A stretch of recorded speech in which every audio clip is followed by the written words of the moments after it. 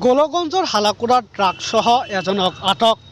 হালাকুৰা আৰক্ষীৰ জালত প্ৰায় 15 গ্ৰাম ড্ৰাগসহ এজন সৰবৰাহকাৰীৰ লগতে এখন বাইক আটক।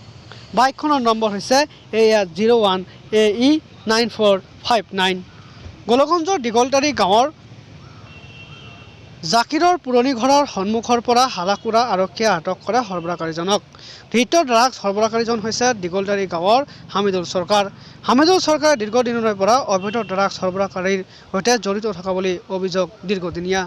অৱশেষত আৰক্ষীৰ জালত পৰা ড্ৰাগছ সৰবৰাহকাৰীজনক থানালৈ আনি সোধপোছ অব্যাহত ৰাখিছে বুলি জানিব পৰা গৈছে।